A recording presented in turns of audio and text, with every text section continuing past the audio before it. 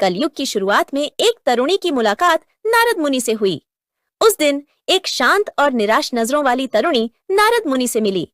उसकी आंखों में गहरी उलझन और दर्द था, जैसे वह दुनिया से कुछ पूछना चाहती हो जो उसे समझ में न आ रहा हो। नारद मुनि ने उसे देखा और पूछा, पुत्री, तुम कौन हो?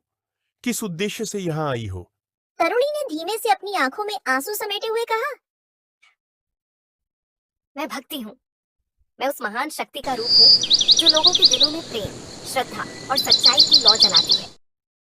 मेरे दो बेटे हैं, ज्ञान और वैराग्य, जो इस युग के सबसे महत्वपूर्ण तत्व हैं। वे ही इस सृष्टि की सच्ची शिक्षा और आध्यात्मिक मार्गदर्शन का स्रोत हैं। मेरे साथ कुछ सेवकाएं भी हैं जो इस युग के पवित्र कार्यों को पूरा करती हैं। वे ही इस कलयुग की पवित्र नदियां मानी जाती हैं। भक्ति देवी की आवाज में गहरी पीड़ा थी और उसकी आंखों में जीवन के संघर्ष की कहानी थी। उसने आगे कहा, मैं द्रविड़ देश में जन्मी, कर्नाटक में पली बढ़ी और महाराष्ट्र में कुछ समय बिताया, लेकिन अब इस कलयुग के स्याह अंधेरे में मेरी स्थिति बहुत बिगड़ चुकी है। मेरे बेटे जो कभी जीवन की ऊर्जा थे, अब अत्यधिक वृद्ध हो चुके हैं। इस पाखंड और अधर्म की बढ़ती धारा ने उन्हें इतना कमजोर कर दिया है कि मुझे खुद पर विश्वास नहीं होता। यह दिल दहलाने वाली स्थिति मुझे तोड़ रही है।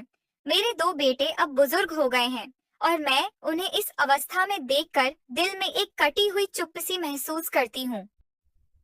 मैं और मेरे बेटे और मेरी सेवकाएं सभी एक लंबी यात्रा से गुजरते हुए वृंदावन पहुंचे हैं। यहाँ मुझे कुछ राहत मिली है, लेकिन उनकी स्थिति अभी भी गंभीर है और यही वजह है कि मैंने आपको बुलाया, नारद मुनि। मुझे इस सब का उत्तर चाहिए। मेरे दिल में एक सवाल है जो मुझे हर पल खाए जा रहा है। हे मुनिवर, राजा परीक्षित ने कली को अपने राज्य में कैसे प्रवेश करने दिया? क्यों सब कुछ इतना उलट पुलट हो गया? क्यों अच्छाई और अच्छाई के मार्ग समाप्त हो गए हैं और क्यों बुराई के रास्ते ने हमारे समाज को घेर लिया है? श्री हरि, जो सच्चे धर्म के रक्षक हैं, वह इस अधर्म को क्यों बढ़ने दे रहे हैं? क्या वह इस युग की स्थिति से संतुष्ट हैं? मुझे विश्वास नहीं हो रहा कि वह इस दुख भरे कलयुग में खुश हो सकते हैं।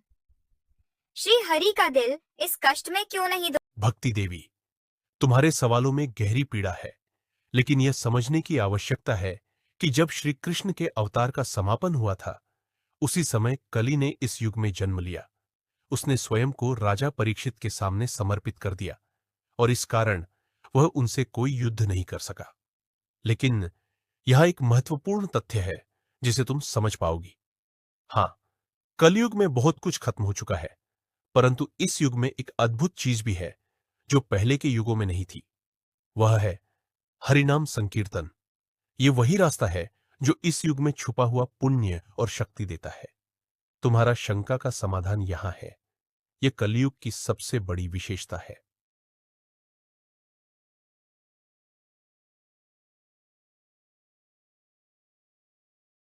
भक्ति देवी की आंखों में आंसू थे, लेकिन अब उनकी आंखों में एक नई चमक और उम्मीद थी। उन्होंने सिर झुकाकर नारद मुनि का धन्यवाद किया और कहा, हे मुनिवर, आपने मुझे इस कठिन समय में एक रास्ता दिखाया है। मुझे अब समझ आ गया है कि इस दर्द और कठिनाई के बीच भी एक शुद्ध मार्ग है, हरिनाम संकीर्तन। मैं इसे अब अपने जीवन का हिस्सा बनाऊंगी। मैं अपने दोनों बेटों और सेवकों के साथ हरि नाम के मार्ग पर चलूंगी और भगवान श्री हरि से आशीर्वाद प्राप्त करूंगी। यही है कलयुग की सच्ची राह, भक्ति देवी। हरिनाम से जीवन में शांति और प्रेम आता है। यही कलयुग की सबसे बड़ी शक्ति है। अब हम सभी को भी अपना कुछ समय हरिनाम संकीर्तन में लगाना चाहिए। ये न केवल हमारे दिल को शांति देगा, बल्कि भगवान श्री हरि का आशीर्वाद भी हम पर रहेगा। हरिनाम संकीर्तन के कई रूप हैं: भजन, सामूहिक भजन, नाम स्मरण आदि। इन सभी के माध्यम से हम भगवान के साथ अपना रिश्ता और भी गहरा कर सकते हैं। अगर इस वीडियो ने आपके दिल को छुआ है, तो कृपया इसे लाइक करें, चैनल को सब्सक्राइब करें और इसे अपने परिवार और दोस्तों के साथ शेयर करें। ये छोटी सी कोशिश हमारे जीवन में भक्ति और शांति ला सकती है। हरि बोल। राधे राधे।